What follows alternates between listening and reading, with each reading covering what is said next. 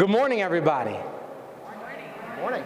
It is a great day in St. Paul, and I want to thank you all for joining us today as we celebrate in St. Paul this historic legislative session and the monumental investments earmarked for our city. Much has been said about the epic work that was done at the state capitol by our governor, by our lieutenant governor, and by our House and Senate to generate generational investments in our state and policy that will serve our state well for years to come.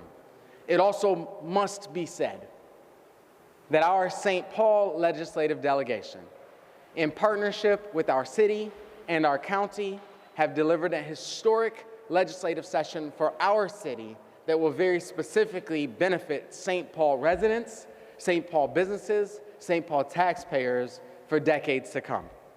I'm grateful to be joined today by our St. Paul legislative delegation, members of our city council, our Ramsey County commissioners, our department directors, community and labor partners, all of whom played a critical role in passing forward-thinking legislation and securing over $120 million in bonding money for our capital city.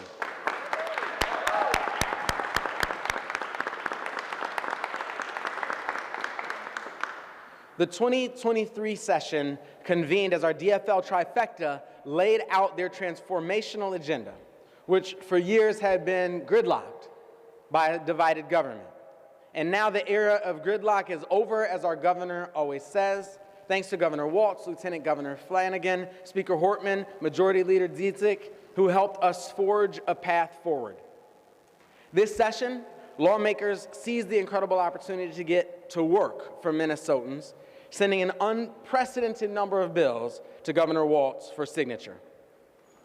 As we continue to lead in St. Paul on our unapologetic equity agenda, our legislative delegation continued their work to improve all of our lives. They fulfilled campaign promises by establishing Minnesota as a trans refuge state, by banning conversion therapy, by passing driver's licenses for everyone, and protecting our nurses and patients. And let me tell you, those bills that we've celebrated statewide were done because of the leadership of our largely because of the leadership of our St. Paul delegation.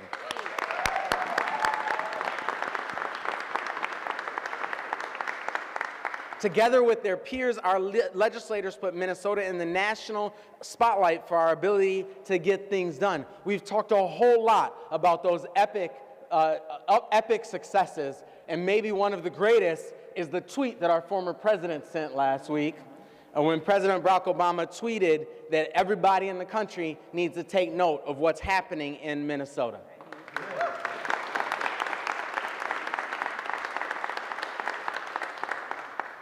I want to specifically thank all of our leaders as we think about the historic legislation on gun violence prevention.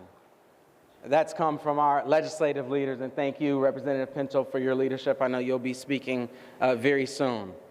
We're proud that in St. Paul, we got a chance to share with the state our approach to no-knock warrants, and we thank particularly Senator Verbaeten and Representative Hollins for leading on this important and life-saving issue to bring the St. Paul approach statewide. Thank you for that leadership. We thank you for all of the public safety legislation. We're excited about all of that. We're excited about the Promise Act, co-led by Representative Jay Shong, which allocates $20 million in grants and loans to businesses impacted by racial discrimination, lack of access to capital, or lack of regional economic diversification. We're excited about all of those things. We're very excited, and you'll hear more about this as we go, but along with all of these investments, we're very excited by a bonding bill of $2.6 billion led by our Senator Sandy Pappas.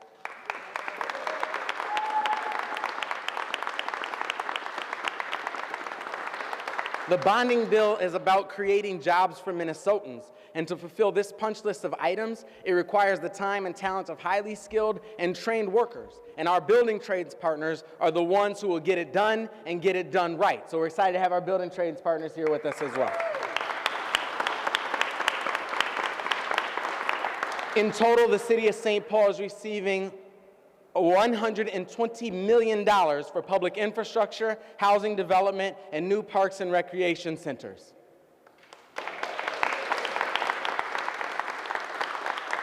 The bill includes funding for our 3rd Street Bridge, which is $28.5 million in total funding from the bonding and transportation bills, which will complete the funding received in 2020. It includes funding for our Hillcrest site, $11 million for redeveloping the public areas at the Heights on the east side of St. Paul. It includes funding of $6.22 million for the park at River's Edge, which is a core project that our county is leading on with the cities of support. It includes funding for our Playwright Center, for our Mississippi River Learning Center, for our North End Community Center, for Conway Recreation Center, for an inclusive playground, for Keystone Community Services, and $5 million for design and to construct a new community center for Proceed on the east side of the city. These are just 10 of the handful of incredible investments we're making. I should also say we're excited about the planning dollars for St. Paul Urban Tennis is really important for us as well. These are just 10 of the incredible investments being made across St. Paul this year, and more to come next year, right, Senator Pappas?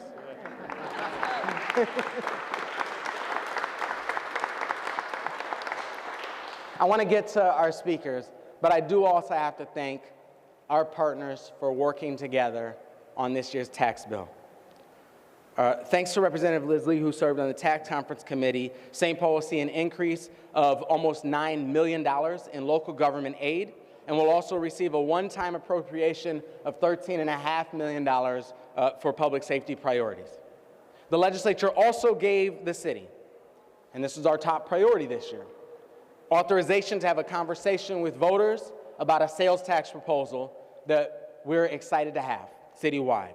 You've all heard me say this, that as a fifth-generation St. Paulite, it sometimes feels like my birthright to complain about the status of our city streets. We all know that our streets need to be better. We've shared that our city streets have a 60-year expected lifespan, and when we came into office, we inherited them on a 120-year replacement cycle. We also have aging parks and recreation facilities with the average age surpassing 40 years. We operate the #2 urban park system in the country, and if we want to retain this prestigious title, upgrades and maintenance are absolutely necessary. So our proposal for a 1 cent increase in our local sales tax will generate nearly $1 billion over the next 20 years to invest in the safety and longevity of our regionally significant transportation infrastructure and nationally acclaimed parks and recreation facilities.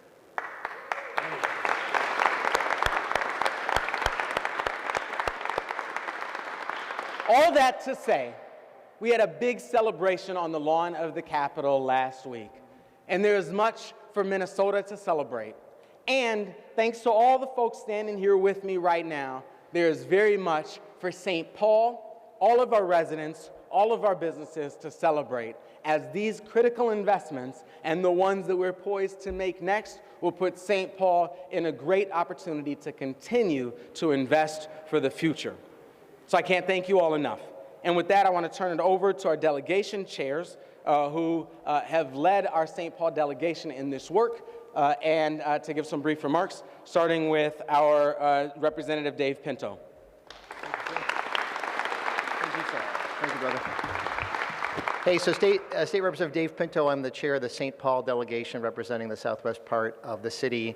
And I feel like you got a sense, as the mayor was describing, just some of the many things that passed this session. The term that I've been hearing, or the concept, is that we have to consult the thesaurus to come up with words to replace historic, transformational, amazing, fantastic, miraculous. We had a Minnesota Miracle 50 years ago, and you can feel that same spirit today. I should note, on a personal note, I'm especially excited not only by the passage of criminal background checks, something I've worked on for a long time, but an issue that's particularly important to the city that I didn't hear the mayor mention because there are so many other things, is addressing homelessness. in our community. The City of St. Paul, I know that the Deputy Mayor has led efforts in this area to address homelessness, and we've had historic investments in homelessness that passed through the legislature and signed by the governor this year. As the chair of the Children and Families Committee, I was involved in that work. A number of my colleagues were as well, and I'm so proud of that. I think the other theme that comes out in all of this is teamwork. I've often heard the mayor say that you can judge your elected officials not so much by what they may do individually, but how well they work together. And you can see the group standing behind me, standing together. Really, it's that teamwork, it's that collaboration that resulted in these historic transformational results this session. As chair of the House delegation, I've been blessed to work with an amazing team. We have half of our 8 members in the House were brand new, including the vice chair of the delegation, Representative Perez Vega. So glad to have her and have our amazing team.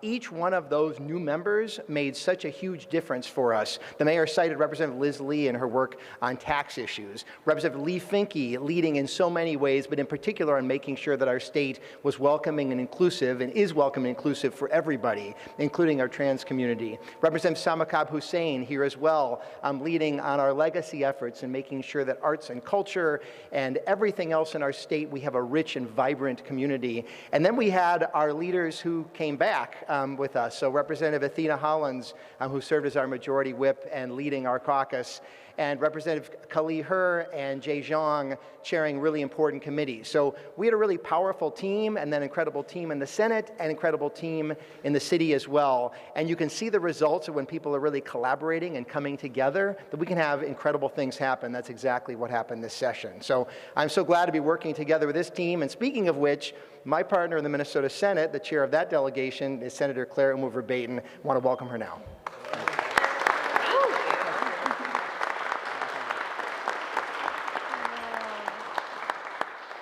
Good afternoon, everyone. It's just continues to be amazing days as we just celebrate this transformational session that we had. I'm Senator Claire Umuver-Baton. I represent District 66 and am chair of the St. Paul delegation in the Minnesota Senate.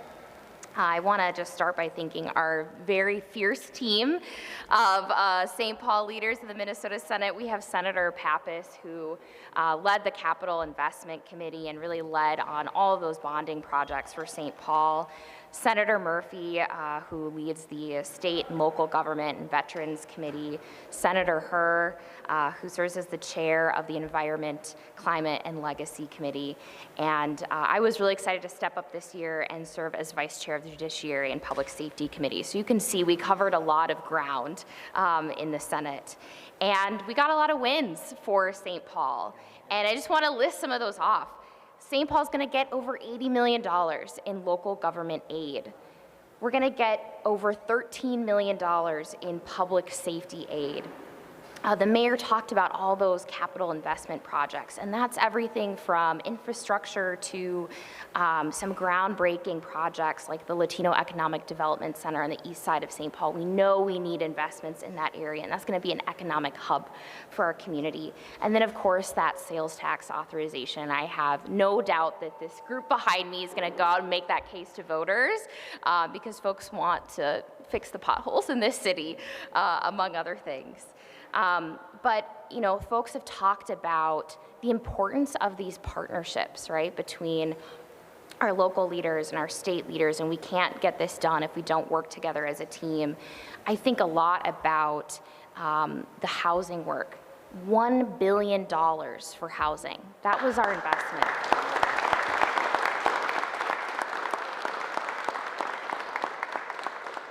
And you know, the city, I know our city leaders know about the housing crisis here, about the homelessness crisis. We needed to put $1 billion into that. And we're not done. We still need to put more money there. That's right.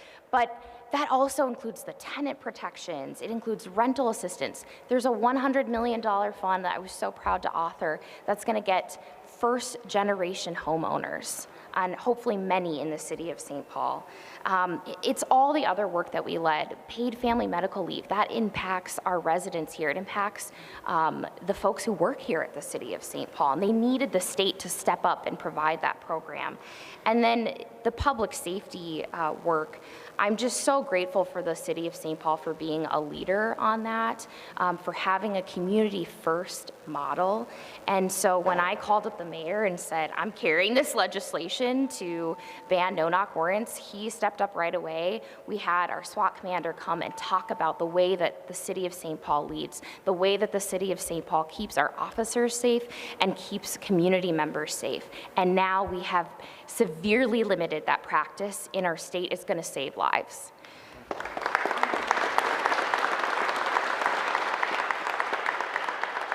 So again, none of this would have been possible without our strong local partners. I would just say in St. Paul, we're organizers and we demand justice, we demand better for our community. I think that's why we accomplished all that we did in this session, and I just look forward to what all we're gonna do in the next session. And I am excited to introduce Representative Athena Hollins to talk about the work in the House.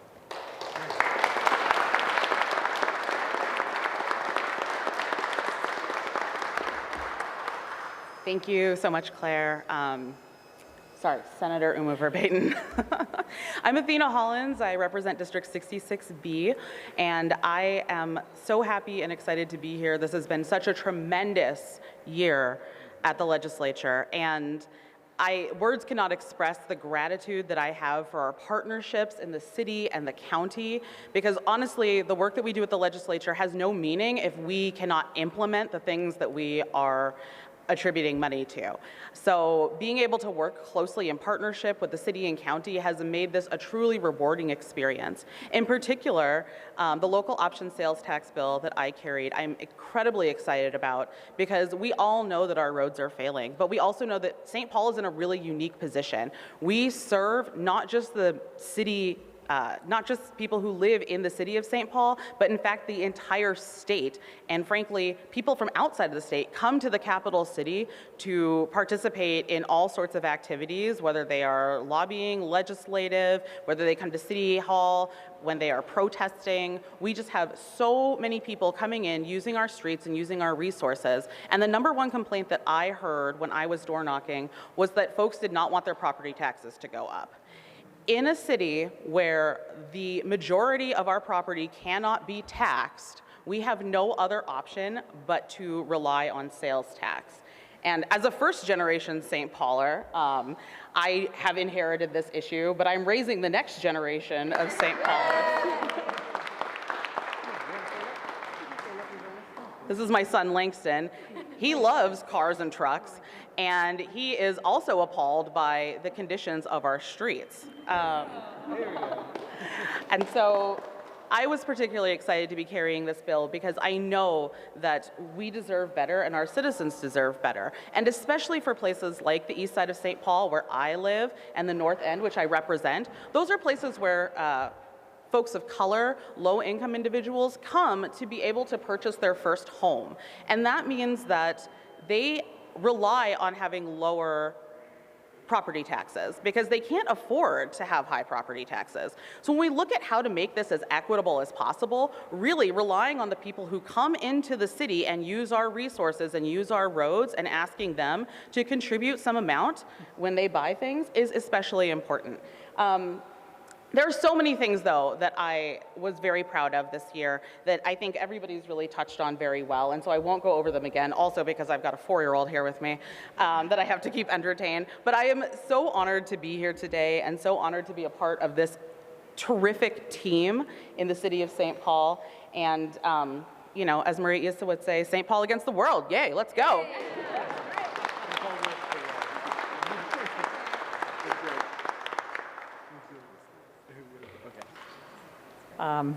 Hello, everyone. I'm Senator Sandy Pappas, and really happy to be here with all of you. We've talked about how to describe the session, and I think my expression for the last couple of days of session was, I am so thrilled.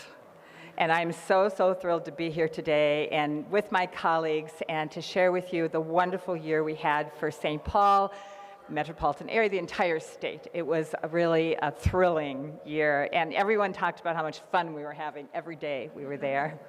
Hard work, but fun. I think a lot of it has to do, our success with, as Representative Pinto mentioned, was really a unified delegation with the county, with Ramsey County, and with the city of St. Paul.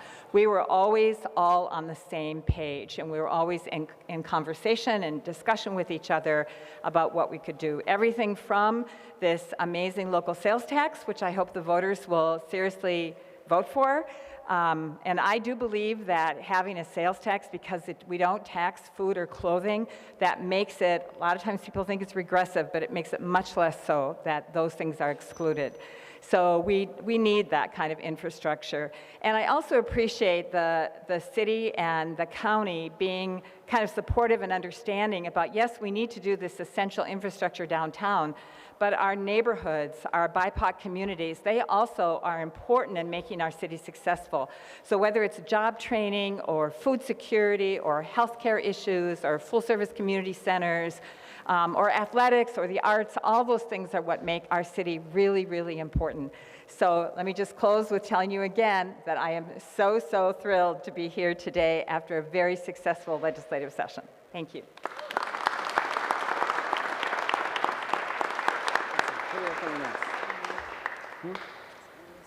Okay. And with that, I really appreciate that comment.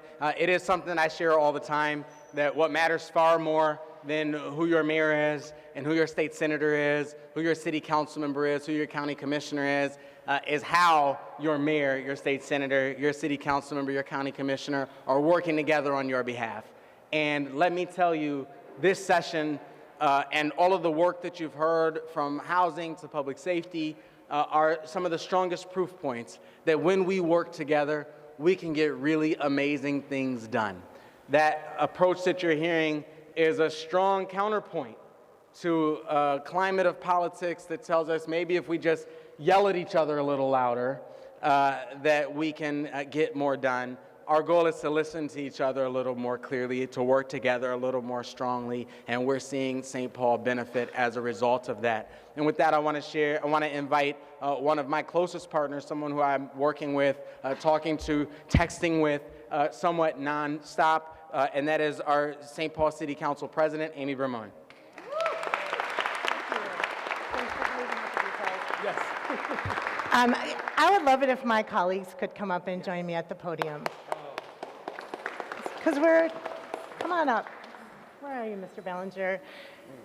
We're a team, so I think it's important that we're up here together. I'm Amy Bramone. I serve as council president, and I have the pleasure of being our spokesperson, but we have been practicing what it looks like to work together to get things done for about 10 years as a crew, and we're doing stuff. And so we're really pleased to be here to celebrate the St. Paul delegation kind of doing the same thing. And I'm going to drop a couple metaphors on you all. First of all, when I started campaigning in 2011, my son was 9, and he graduated from college last week. Whoa. That's pretty exciting. But I'm telling you this because we decided to have a little party for the families, and we were setting up, and it looked a little funky outside. So we decided we were going to set up the Easy Pop-Up Tent. Well, it turns out when you have 3 people trying to put up an easy pop-up tent, it's not easy. In fact, it's really annoying, and you step on the plants you just planted and start kind of bickering with one another, and we could not get that thing up. And all of a sudden, the mail carrier walked by, and we're like, hey. So we asked the mail carrier to join us, and sure enough, when all 4 of us pulled on a corner, the thing popped up really easily. And it was incredible, and actually just at that moment it started to sprinkle, so we all crawled underneath the tent and kind of got to know each other. But was appreciating that when we worked together like that, it was easy, and we provided benefit for everybody. That is a metaphor, but really the metaphor that I'm most interested in is that benefit for everybody. I am so excited about all the things we heard today, but particularly about the increase in local government aid. We call it aid. I prefer to call it allocation. It's something where the city is a large participant, and getting our allocation means that we're able to better serve our community. Thank you so much, St. Paul delegation, for recognizing the need to increase our local government aid. You it's a deal changer as we walk into our budget session, so thank you from all of us. We've been begging for this for a long time. We want more, but thank you so much for the increase in local government aid. It's not a sexy thing to put on your campaign literature, but gosh, it matters so much to us. Thank you also, St. Paul delegation, and really the mayor for his leadership on allowing us to bring our sales tax proposal to the voters. I've heard a few people talking about fixing the potholes. We are fixing the potholes. We're tired of fixing the potholes. We need to fix the roads. We need to fix the roads. And a sales tax will allow us to dig in, rebuild the roads, and make them beneficial for all of us, back to the tent, for future generations. And so thank you for the leadership. I know that it's challenging to make the case, and you did it, so thank you so much. Getting a little parochial, I also want to thank Athena Hollins and Senator Pappas, particularly for your leadership on delivering for the North End Community Center. Swoon. The North End Community Center is a much-needed amenity that's leading in environmental design, leading in girl-focused sports, and leading in a community that 70% of the population is under the age of 35. And with this bonding money, we are able to move forward with the project. If you want to get excited about it, go by Rice and Lawson. The shovels are in the ground and the walls are coming up, and we'll be delivering this and other projects thanks to the benefit of the bond. Representative Holland said that was my retirement gift. Any of you ever got a $6 million retirement gift? It's pretty awesome.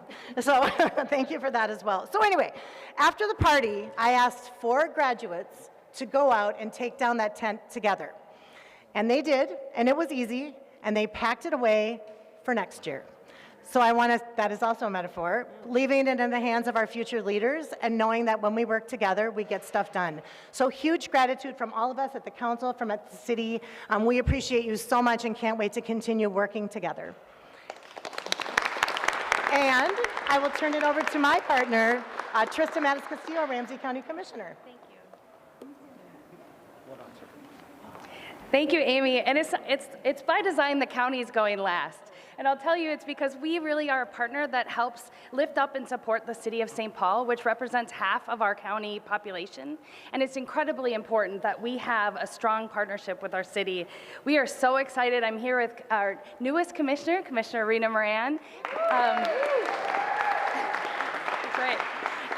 And Commissioner Zhang, Commissioner Ortega, and I, who represent the city of St. Paul, but really on behalf of our whole board, which really values this partnership with our city, is here to celebrate and lift up some of the things that are being invested in Ramsey County as well that will also benefit the city of St. Paul. So if you're looking at ledgers and the dollar amounts that the city is getting, they go wider, right? And they're multiple columns, but we really believe in partnership and investment. And I want to start by addressing the issue of homelessness. As the chair of Ramsey County Heading Home and co-chair with Deputy Mayor Tincher, we have worked really hard to make sure that the investments into shelter dollars exist so that we can continue to provide shelter. So thank you for Representative Pinto for your work on this. It's incredibly important.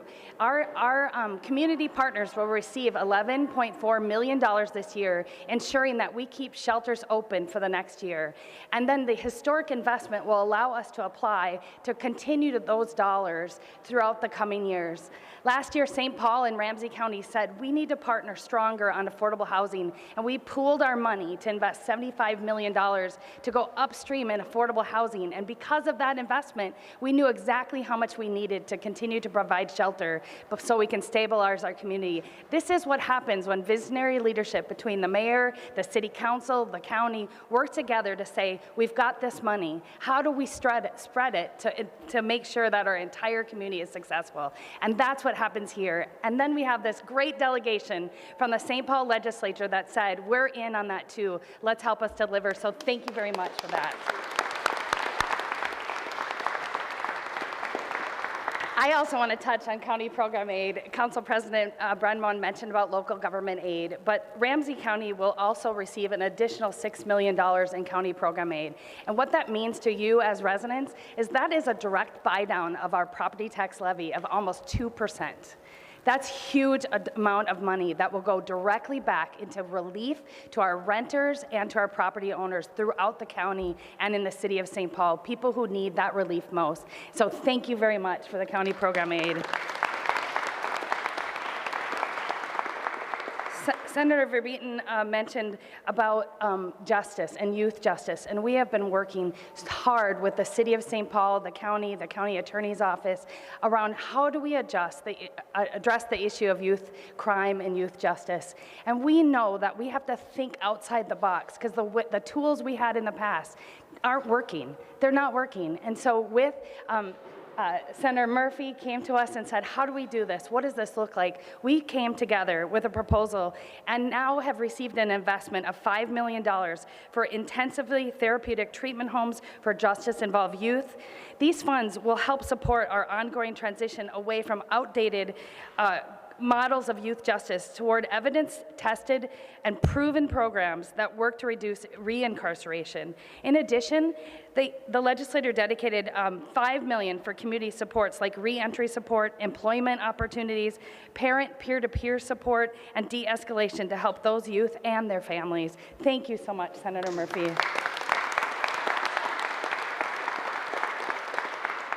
And thank you to Senator Pappas and Maria Issa, who worked really hard to make sure we landed bonding dollars for River's Edge, our downtown investment. We know, and the mayor mentioned it, this will be a transformative change to our downtown and really be a generator for long-time investment and a tax base to grow our economy here in St. Paul. But in addition to that, Senator Pappas also delivered $5 million to complete and finalize the extension of the Bruce Vento Regional Trail out to our suburbs from our city of St. Paul, as well as another $1 million to complete the Rice Street Revitalization Project. So thank you so much, Senator Pappas. So you've heard a lot about specific investments, but Ramsey County residents and businesses will benefit from the new funds generated through regional sales tax dedicated for transit and affordable housing. And these programs will add to what we are already invested to make sure that we're doing that growth even faster. And for really important climate programs like the e-bike rebates. These are huge investments into our community that will be a game changer for us. It will help accelerate the growth and build our community and our economies, affordable housing, and help our communities stay connected. Finally, I just want to say thank you once again to this incredible body at the legislature, the partnership of the City of St. Paul, Ramsey County, because when we work together, we deliver for our community. Thank you so very much.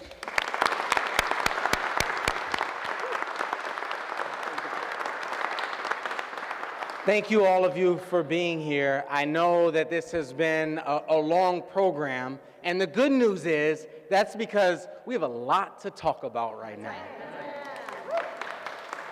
I do want to say, as we talk about this partnership, I think in my, some 20 years of work in public leadership in St. Paul, I have never seen this close relationship between the city, the county, and our legislative delegation. Our city is benefiting greatly by that. And it's important for us, the elected leaders who are standing in front of you right now, to acknowledge that some of that is because of our work, and much of that is because of the work of the staff who work at the city, who work at the county, who work in the legislature, to ensure that we're able to deliver on all of those things. I have to acknowledge Deputy Mayor Jamie Tincher, who's here. Thank you so much for being here.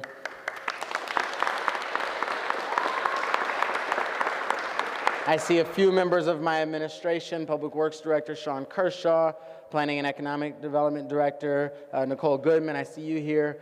Chief Axel Henry, thank you for being here. And I'm sorry if I'm missing any. What did you say?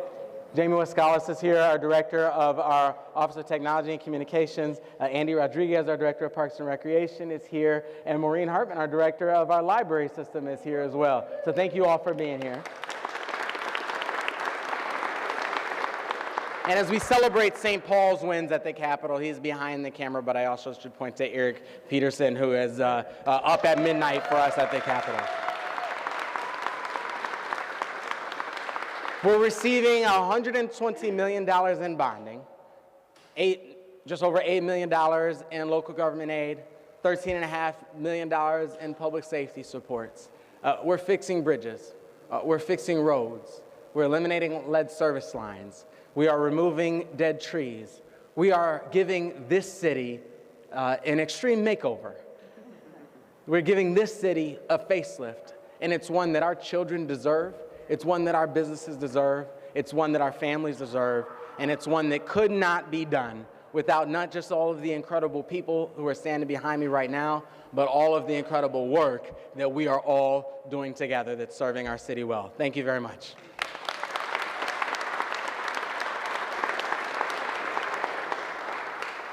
Any questions? Mayor, can we talk about local government aid, 10%-ish increase? And I'm curious to know that, like, do you think that's sufficient? There were requests out there for more. I think there was $150 million statewide. It ended up being 80, I believe. But I'm curious to know if you think more could have been done.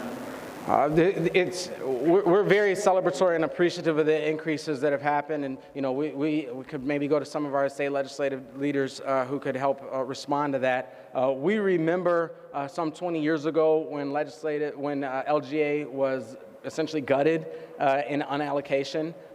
We are just getting back close to the number, not accounting for inflation, back close to the number of local government aid that St. Paul received back in 2002. LGA and the county program aid that Chair Matas Castillo mentioned really is centered as a support to help control property taxes in our state. It's no coincidence that we saw a record number of communities across our state this year seeking sales tax increases as a direct result of that disinvestment. We know very well that the city of St. Paul, our residents, our businesses, our families, certainly contribute an enormous amount into the state coffers, and we know, particularly as we talk about our sales tax proposal, that a large percentage of the folks who use our parks, about half, a large percentage of the folks who use our city streets, commute into and through this city. So local government aid is certainly a conversation we'll want to continue at the state capitol, and we're enormously grateful because, as Council President Brimmoen said, the increase that we received this year fundamentally changes the conversations that we get to have going into our budget cycle. If you increase the sales tax, I assume that's going on the ballot in November. That's your idea, to put the sales tax before the voters this November. That's our hope. We have to have some conversations and there's some process to do that, but that's certainly our hope. That would make St. Paul either probably ahead of the booth in terms of the highest sales tax in the state. We already have kind of a struggling retail base. Is that going to pass? Is that the smartest way to do it? I think that would tie us. And it depends on sort of how you count. There's other cities who have special rates and downtown rates and event rates and things like that that are higher than St. Paul's.